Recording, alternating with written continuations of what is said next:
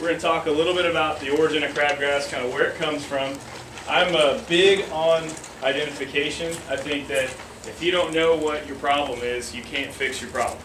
And so I'm going to harp on that several times throughout this. And so in order to do that, I'm also going to look at some crabgrass lookalikes. So part of this portion of this will just be talking about identification, so that way we know exactly what we're dealing with. And that is crabgrass, by the way, not a lookalike. We'll also do a little bit of the life cycle and biology. The reason why that's important is if once you identify the pest that's your problem and you know the life cycle of it, then you can attack it where it's the most weak.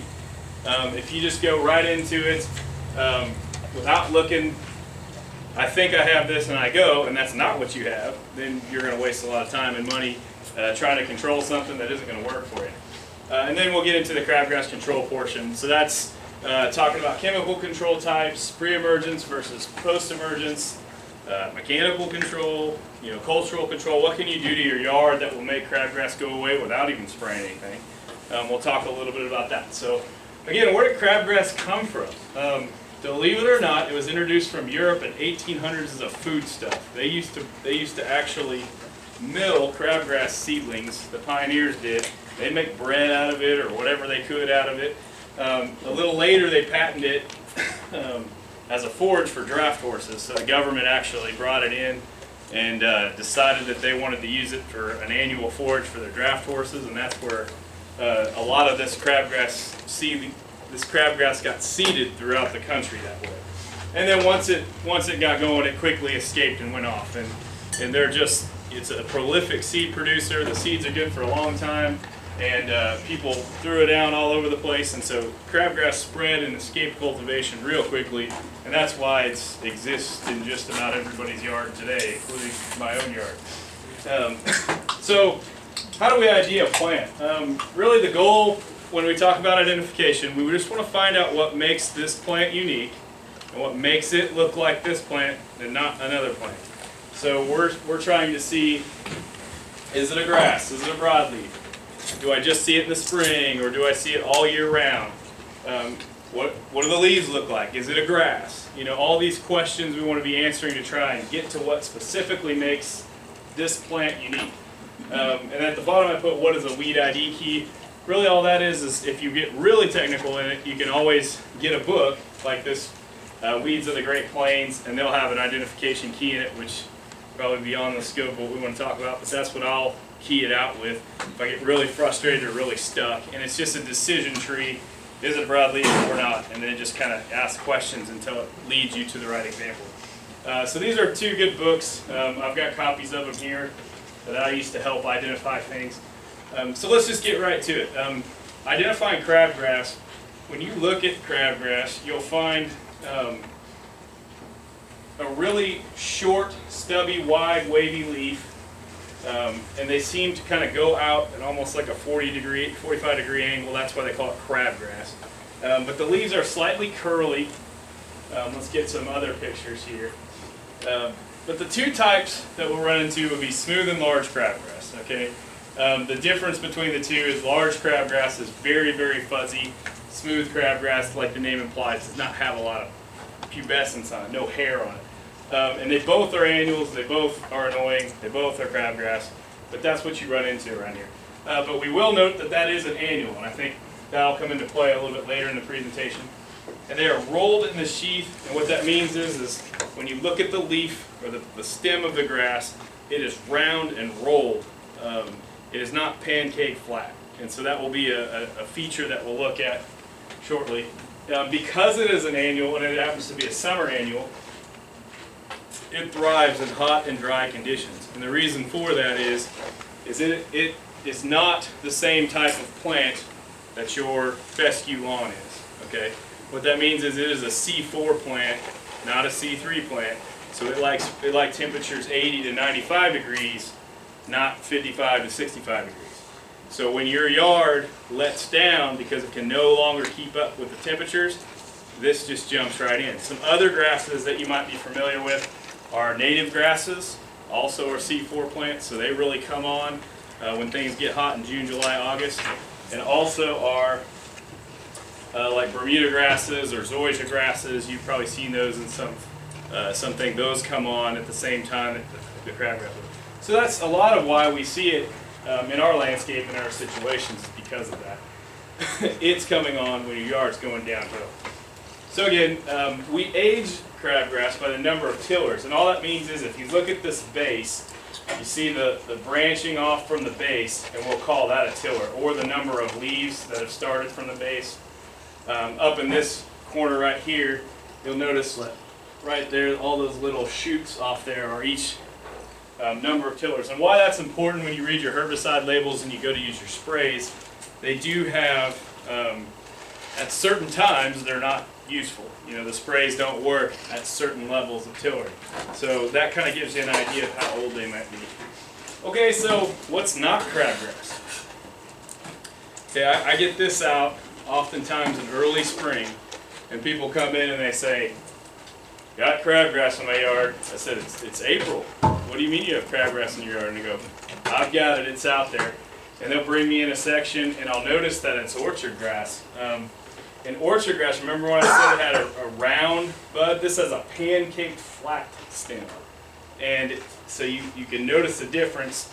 It has this blue-green kind of look, but that stem that comes up is just flat as a pancake. It's not round, and so that's an indicator that's not crabgrass. And this one is a perennial. It's not an annual, so it's there in your yard all year. You'll see it in the fall, you'll see it in the spring. You notice it in the spring because it grows faster than your turf early. So early, it's growing about the third faster than your K31 or your turf type. But in the fall, it's run out of energy and it just kind of goes away in the background and you don't even notice it anymore. But again, blue-green color, it jumps up faster in the yard, but you see it in April, it's not crabgrass. It's something different. And it is a common seed contaminant of K31. So it is noted as the other crop on the labels, not weed seed. So this is one of those ones that, depending on the origin or where you buy the Kentucky 31 grass seed, this is a crop that's associated with it, so it doesn't go on the weed seed tag. So they put it in there as an other crop. Okay, so this one is annual ryegrass. This is very aggressive, has a lime green color, can look a little scraggly, but it is not. Again, the season will be the indicator. You can see that up top here, all this really scraggly stuff, that's the rye. And down near the base, you'll see the bluegrass that was supposed to be there. So that is something that you'll see, again, early. And the way I tell the difference is it's rolled in the bud, but on the back of the leaf, these two little things called auricles come back and cross. That's absent on crabgrass, so there's nothing on the back side of the leaf. This will have that on the back, and that's that key thing that I look at that makes it that it's different. But it's rolled just like crabgrass, but it's more vertical, a lot less tillering, kind of aggressive, but only aggressive early. It's a C3 like your yard, so it dies off right away and when it gets hot. But again, that's how I tell what it is. But it's a common seed contaminant, also in K31, but it's also done on purpose. A lot of people will throw annual rye out there as part of a contractor's mix, or because annual rye is aggressive when it's young like that, they'll want to hold the soil there, or they think that they need to put it as a cover, and they can plant their own weed that way. And it becomes a competitor later on, especially in a situation when you're mowing, because it's competing for light, resources, everything that your yard's competing for at the same time your yard is. So it's a little, sometimes we do it on purpose. So just note that if you got a blend that has some perennial or annual rye, you may see this right off the bat. You planted it. You know, it was there as part of the blend. Another one that looks like it, and this is goosegrass. And the reason they say that is because it's got this little goose foot up top. But it is not crabgrass. It is a little later coming on, but boy does it look like it. I mean, this really looks like crabgrass here, except for it's so white, kind of almost in a dollar on the center, and they all come from that center point. Crabgrass isn't that neat or that pretty. And when we talked about, again, rolled in the bud versus flat, you can see how pancake flat that stem is when it comes off the base. So again, because it's not rolled in the bud, it's flat. Even though it looks like crabgrass, that's not crabgrass. It's a different annual grass called goosegrass. It's a winter annual, so that one shows up in the fall, germinates, stays there, overwinters, and then you notice it the following summer. So again, you may see this at times when you think it's crabgrass, but it's not crabgrass. But again, this star shape in the center is really what I see. And it also thrives in compacted areas. You'll see this all the time on the golf course when you're the cart paths, you know, where they turn off and they keep turning off over at the same spot. You'll notice a lot of this junk right there. Or the edge on the green where everybody drives right up to the edge of the collar or something like that. So another lookalike would be green foxtail. Not to get into it too far, but it looks essentially like crabgrass, germinates about the same time, much later, but looks pretty similar, but again, flat rather than rolled. And that's the main way to tell the difference between the two. And sometimes this is purple at the base. All that is when these annuals are growing so darn fast, they oftentimes just run out of phosphorus. They can't quite pull in enough, so they'll have a purple base, and that's an indicator that it's an annual plant you're dealing with, but in this case, not crabgrass. So again, one more. We look here, and we see these wavy lines, and man, that looks pretty close. That really looks like crabgrass. It's not quite as stemmy. It's a little more smooth. And an annual brome can be a problem. It's usually not a problem in your yard unless you just had an ag field. Like let's say, for example, we just bought a house in the country and we built it in the middle of a brome field, or we built it in the middle of an ag field. You'll have some of these leftover annuals that won't make any sense for them to be here. But again, the timing will tell you everything. So this came up in the winter and it's been here the whole time. You just think it's crabgrass, but it's not. It's something that germinated before that. Okay, so I've got just a couple more quick ones. And this is windmill grass, another real similar one. And this is a native grass that a lot of people mistake for crabgrass. But again, it's going to be flat in the bud, going to be there all year round. Has a head that looks oh so close to crabgrass, but it's a perennial grass, and it has a very almost Bermuda-like look to it when it's dormant, and it comes back from the same spot. And that's how you'll indicate that it's not crabgrass. And I have a bunch of it here at the store. Just right over here on the other side of the lot is almost all windmill grass. And at this point, it's not used in cultivation. Like, people don't grow it for turf grass, but it's kind of making its own little grass over there. Nimblewill is another one that people will call crabgrass. And again, it looks a little bit patchy, and it will form those things like that, but it is a native grass that just happens to be resurging because the situation in your grass isn't so great, or we had a really hot summers the past few summers, and some of those old seeds that have been in the yard for tens upon, or maybe even let's say 50 years or more, are just germinating and kind of releasing themselves as opportunity provides itself. And when we have a hot summer like that, that's what these guys like. They like this 80 to 95 degree, your yard doesn't. But again, it's native to Kansas and Nebraska. So let's get back to what we originally talked about, crabgrass, okay? So these are, again, pictures of crabgrass. They have that round stem at the base. You can see where it gets its name from its kind of outstretched arms that look kind of like an invasive crab or something like that. You can see how it really gets thick and almost starts to choke out the yard, especially this time. So you can look there and see this crabgrass growing here and all this little normal turf there, and then your crabgrass coming on pretty heavy there. So that's one of the ways you can see it. So remember that it's rolled, remember the wavy leaf, short, fat, wavy leaves, and remember that that's what it looks like versus all this other stuff that you call crabgrass. So it fits into all plants will fit into these three basic life cycles. The reason why I put this up here is because it's an annual, we can target that annual life cycle and use things like pre-emergence or those sorts of things to kill it. If it's a perennial, it's there all year round, so you're going to have to go after it post-emergent. Biennial is just kind of an in-between. It doesn't live for more than 2 years, but it may come up in the fall, hangs around for a year, and then goes away. Thistle's a good example of that.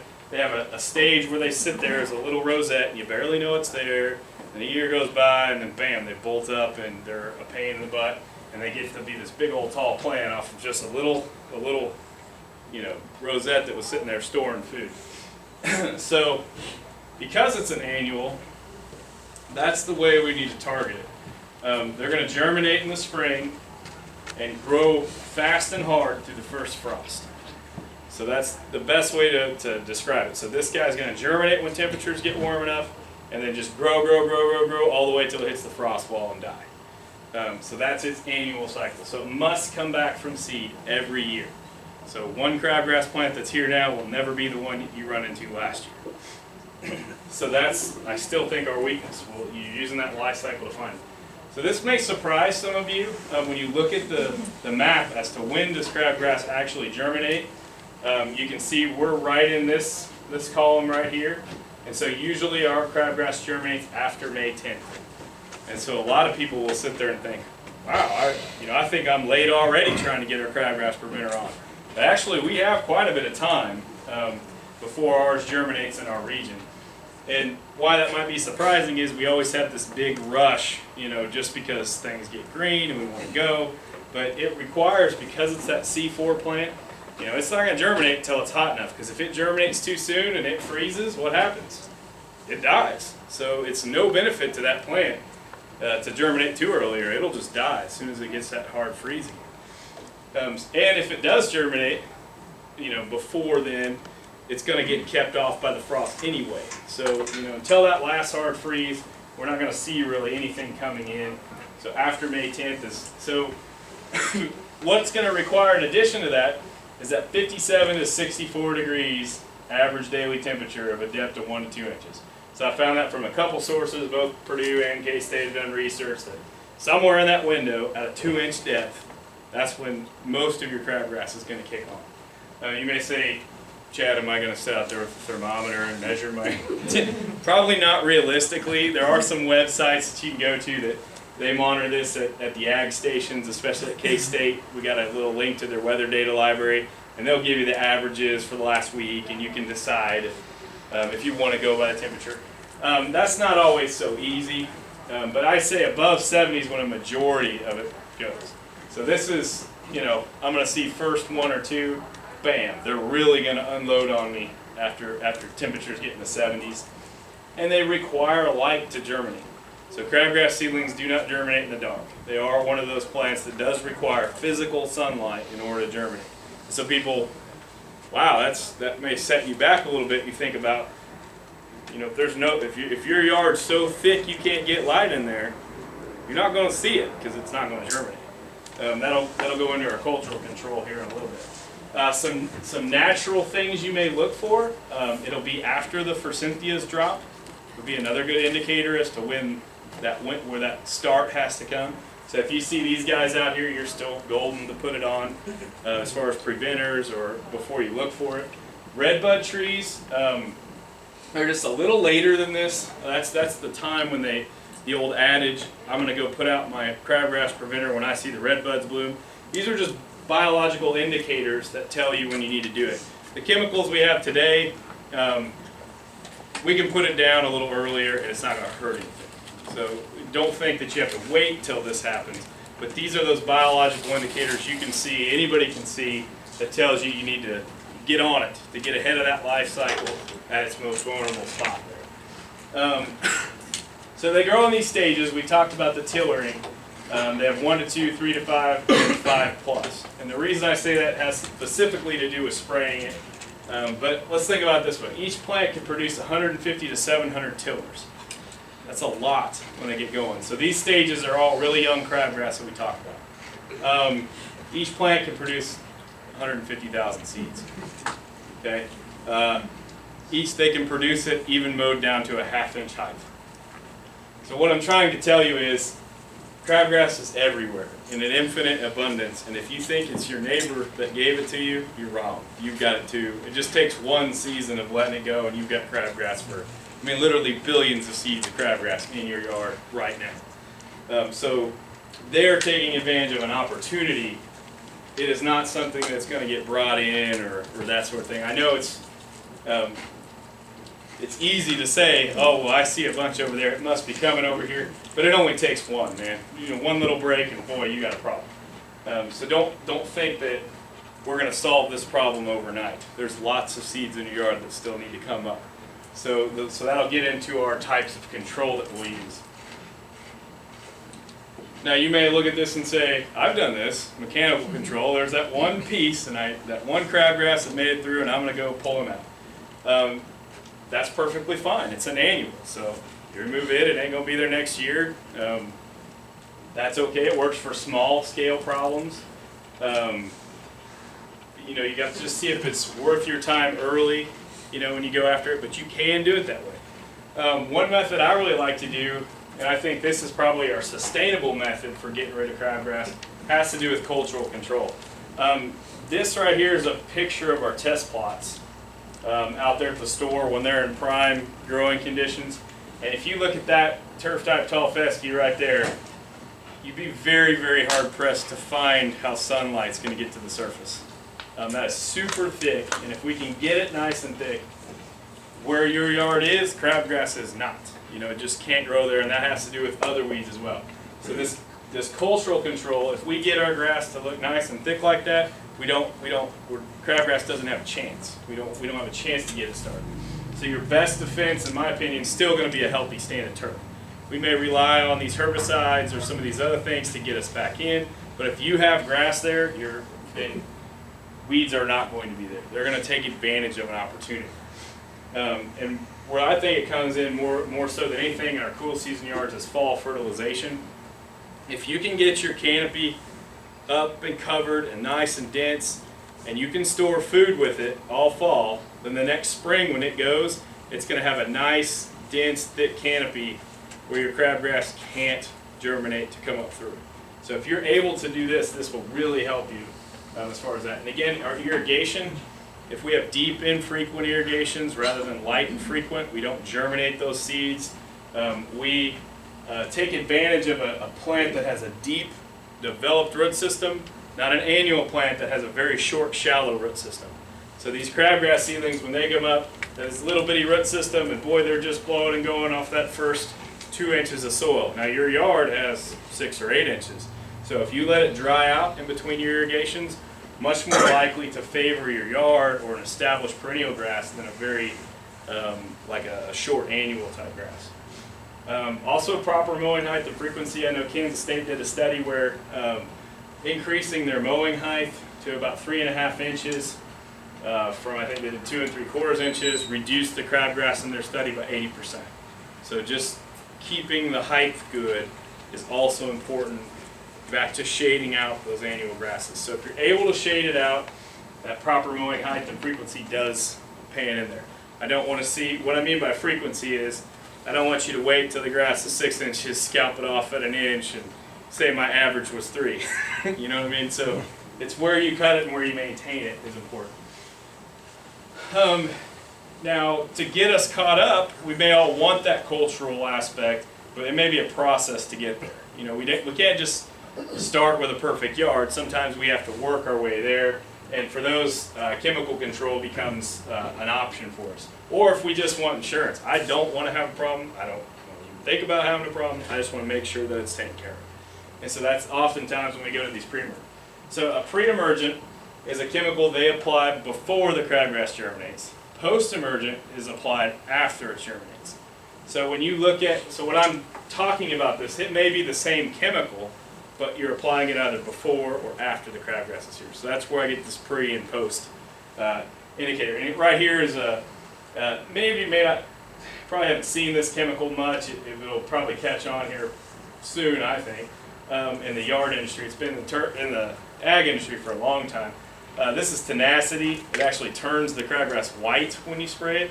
And this is done post-emergently. So it's already up, been sprayed, and now you're seeing the side effects of that herbicide being applied. So, some common stuff that people will use for crabgrass. Dimension is probably the newer, most common one that I see out there. Maybe not the most common, but one of my favorites. They come in different forms.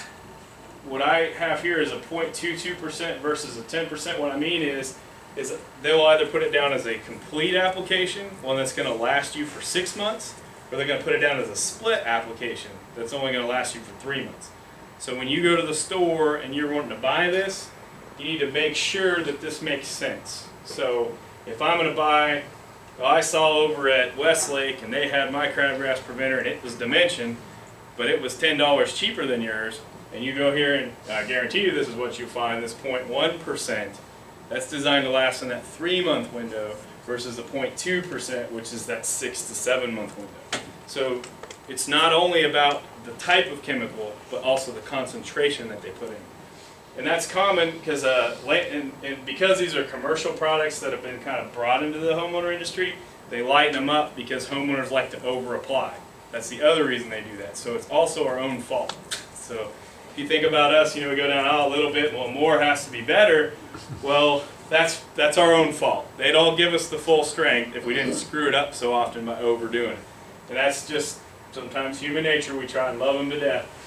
Same thing with Barricade. 0.2% per diamine is designed to last for 3 months. It's not going to be there. Now this is also dependent on how heavy we're putting it down. So for these, I'm going to hold this all, especially these top 3, at 4 pounds per thousand would be the rate that you'd put it down, the fertilizer and all.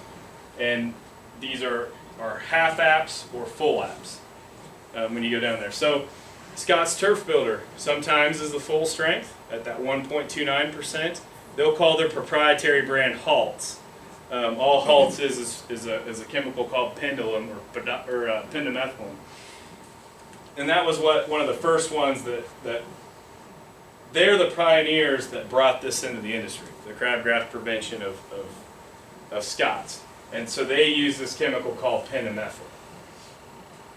But you'll see that this 0.86% is a split app. So you can't compare, I've got Dimension and I'm going to look at it versus Pendulum and I say, well, that's got way more chemical than that. That doesn't equal, you can't compare them that way. You have to compare chemical to chemical, and so you need to just be thinking about getting right to that active ingredient part. So it should be somewhere right here on this bag, right here in this little box, and it'll tell you the active ingredient in that crabgrass preventer, so that way you know what if you're getting your bang for your buck or if it's a split app that you need to reapply. And don't sit there and think that they're trying to do that on purpose. And Scott's was designed in Ohio. Well, what's their crabgrass season in Ohio? 3 months, 4 months maybe, right? So this is perfect for them. Split apps is all they need. Why would you put on more than you needed? So that's where it was developed. And then it comes into us, but in Kansas, we need to make sure that we're using those full apps in order to get it done a little better. Tenacity is another one I'll throw in there. This is a neat spray that you can, because it's spring and some people do some seeding in the springtime, it is a chemical that you can spray at the time of emergence. So when your grass seeds come up, you have seedlings there, you can spray it at the time of emergence, kill what's there, and also offer pre-emergence for 4 weeks. So that's a pre- and post-emergent spray all in one. And so that's kind of a neat one that's just downsized to where it makes sense. They just finally got it down to an acre bottle size. You used to have to buy it at a 6-acre chunk. It wasn't practical for homeowners. So this is a new one you might look into, especially if you're seeding, because it doesn't hurt your seedlings. So again, be sure to consider the chemical, the concentration, and the application rate. And another thing to look at is the sources of nitrogen. They almost all have fertilizer in here. We start getting above 19 or 15. I think this Scott's one was 36 or something like that. Applying too much nitrogen in the spring can set you up for problems later. So if you, this is not about crabgrass, but if you put a whole lot of nitrogen in these crabgrass preventers, you're going to have a very thick flush lawn that you're going to have to mow off 3 times a week, but then it's going to run out of gas quick on you, and you're going to see this decline quickly going into the summer. So just be cautious on that when we talk about it. Here's again some sprayed with Tenacity. You see that crabgrass that was out there, they sprayed it, it's dying, and then offers that residual control. So these will be our post-emergent selections. Quinclorac would be, Bayer has one, Weed Be Gone has one, they call them crabgrass. They no longer use MSMA and homeowner chemicals. That was effective 5 years ago, I think. So you may have some sitting around that may say this chemical. But almost all of them now are this Quinclorac chemical. It works on little baby crabgrass, 1 to 2 stage crabgrass, and it works on adult crabgrass, big granddaddy crabgrass. But teenage crabgrass, no go. So that's the only reason why you'd ever want to tiller or age it, is you can go there and say, well, if it's got 3 to 5 leaves, it ain't going to do anything for you. And that's something a lot of people don't think about, but it is there on the label. But if it's an old granddaddy crabgrass, you're fine. And you must use a surfactant with that one. But tenacity is that one that was kind of neat that has post and pre-emergent. We'll get into that. Just know your area when you go to apply it, so that way we're putting down enough chemical to do the job. If you put down too little, you're not going to get the control you want. If you put down too much, you may not ever be able to seed there for a year. You know, it just kind of depends on what you do. Google Earth is a great tool for those of you who are computer savvy. You can just sit down or come to the store, nickel measure your yard, Justin will measure your yard, get it done quick for you. And then if you're not sure on how your spreader goes, or you're not confident in our spreader settings or your walk rate, always test in a small area. Just get a bathroom scale and weigh out 4 pounds and mark you off a 10 by 100 section and just see, did that work? Did I get 4 pounds in 1,000 square feet or not? And test it in the back of your yard, not the front of your yard, and make sure that it's working the way you want to work. And if you feel like you get a good calibration, then you can go and get your whole yard done. But these skills that you'll have to develop as a manager is just knowing your equipment so that you can get the job done the way it's designed, and you're going to have a lot more success than just trying, you know, well, I put it out there. Well, how much did you put out? I don't know. How big of an area? I don't know. That you're not going to have much success that way.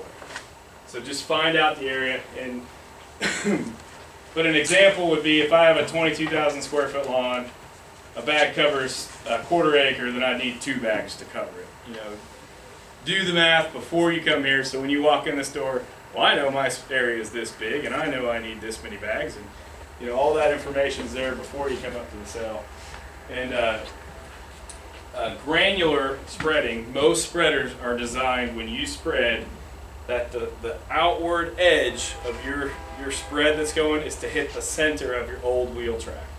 So as you go through and you're spreading, so as you go in right and you're going here right, and then you turn around, you come back over here, you want this to hit the center of that old wheel track. Because when you spread with a granular rotary spreader, you may be hitting 4 pounds per thousand dead center, 3 pounds right here, 1 pound out here, 1/2 pound on out. Okay, and they overlap together to make that full 4 pound rate. So that's why that wheel track's kind of important. So if you're having trouble with that, it usually has to do with that. But that's almost every spreader is designed to operate that way. So center to center on the edges. And then we're always going to have a problem with edges, okay? People will say, oh, your crabgrass preventer, it didn't work. I had it all up and down my driveway. And what do they do? They go all the way to the edge, and they just barely hit the edge with that 1/2 pound or 1 pound per thousand, rather than that center that's there. So some spreaders have an edge guard or a drop down or some way to actually prevent it from going off the edge. If you do get it out of the yard, just sweep it back up into the yard. Some people will do that. But just know that that's why you have problems on your edges, because it's not 4 pounds per thousand on the edges. It's 1/2 pound or a pound way out there. So common times, that's what you'll have. So to review, really just make sure you properly identify the plant that you're going after, in our case crabgrass.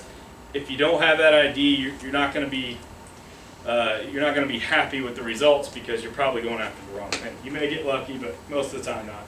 Just remember that it's an annual, and use that to your advantage. Use that quick growing to your advantage. Get those pre-emergents down there, or have your yard nice and thick from the fall so we don't have that issue.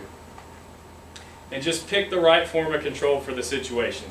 You know, if you got a whole lot of shade, you're not going to probably have crabgrass, remember, because of the light. And so if you get that one little sunny spot and there's just that one guy, yeah, okay, let's go mechanically remove them, not spread or spray the whole yard. But just pick the right control for the situation. You know. But with that, that's all I really had for you guys tonight. I really thank you for coming out. Appreciate you taking the time to learn a little bit about it. And if you got any questions before we stop, anybody got any questions on crabgrass? You go ahead. Wilbur, go ahead. You were saying that you spray it. Now, are you talking about like dry or wet? Either way. You're almost never going to find a situation where you're going to spread something to kill it post-emergently. it's very difficult to get a granular to work properly. So you're usually spraying post-emergent. Okay. So that's what that one is. Chad, you went through the chemical makeups, the pendimethalin and the prodiamine and the Dimension. Going back to those, and this is something, these are some of the questions that I usually get. Okay. Is which one is the best chemical? Okay, they've done a lot of research on this, and they really cannot find an advantage with any of them. They're all pretty darn good. When you get into this stage with the new chemistries, they're all very good. And they actually will work in combination with one another.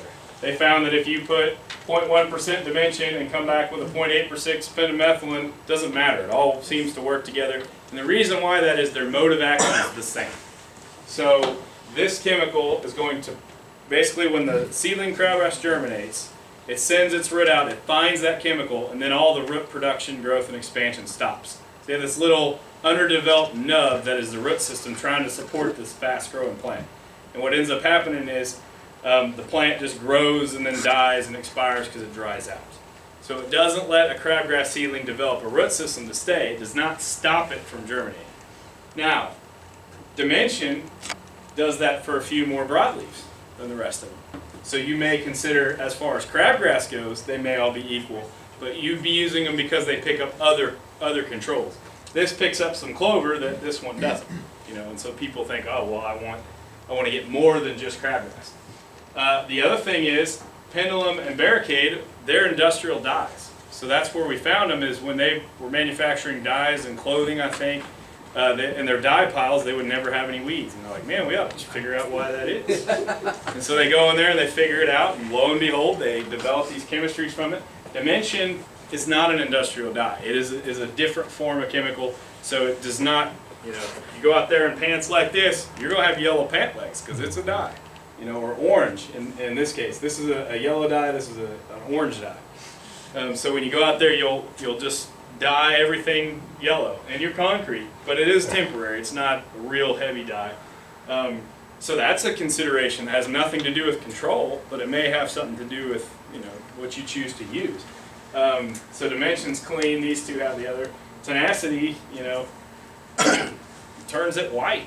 I mean, you thought your weed looked bad before, wait till you put a highlighter on it, you know. So you have to think about these things when you go out and do it. But for me, for the most part, I tend to stick with Barricade early because it doesn't break down in cold weather.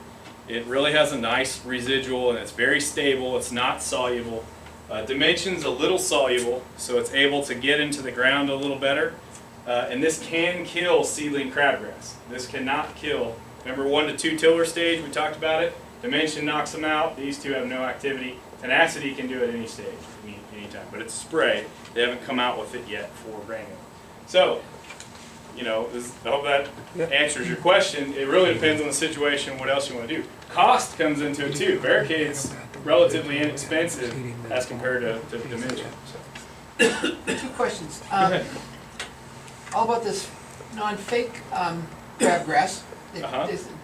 What do you do with it? You can't kill it. You just let it be. You just let it take its course. You're talking about the other grasses that aren't crabgrass? No, it looks like crabgrass. Well, we can have a meeting on each one of them if you. No, I wouldn't bring you through that. But if you have a specific one, bring it into me. I'll ID it for you, and we'll just develop a plan. It may already fit with something we're already doing, or we may just have to tweak something to get it. Okay. Then I just still planting grass. A couple of years ago, I remember a terrible thing with the white clover. It was just phenomenal. Yeah. I went in individually, then it took me, no, it didn't really work. I had thousands. Right. Then next year I had it sprayed, and it did kill it. I think he overdid it. Mm-hmm. I haven't had anything, but is there anything to maybe, I said, like a pre-emergent type thing for that white clover?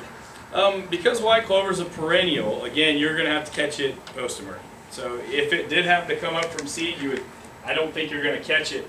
You might catch it with Dimension, but I don't think you catch it with those particular chemistries. So really, it's one of those things. It's a wait and see approach, and when it does come into play, Because last year was fine. yeah, you're just going to, and also your fertility's gone up as you continue to fertilize your yard does better. Clovers kind of lose what their advantage was, and they become less and less prevalent in the yard. Yeah. Any other questions before we get? What happens to that white that you said it turns white, does that eventually come back green, or is it dead? It eventually desiccates and dies away. Yeah. Now sometimes your yard will have little white tips, and you can't add another chemical to it that makes it so it won't turn white. Actually, just a common used broadleaf killer called turflawn ester you can add to it, and the golf courses found out it doesn't turn it white. And so that they didn't want, because in their big heavy crabgrass areas, they go out and spray it. Then the golfers would hit their golf ball in there, and it'd be white on white, and it'd be a mess, and they couldn't find it. So they found out if they sprayed this other chemical with it, they wouldn't have that white. But you lose your ability to do it in seedlings then. Because really the big advantage of tenacity is, I should seed my yard this spring.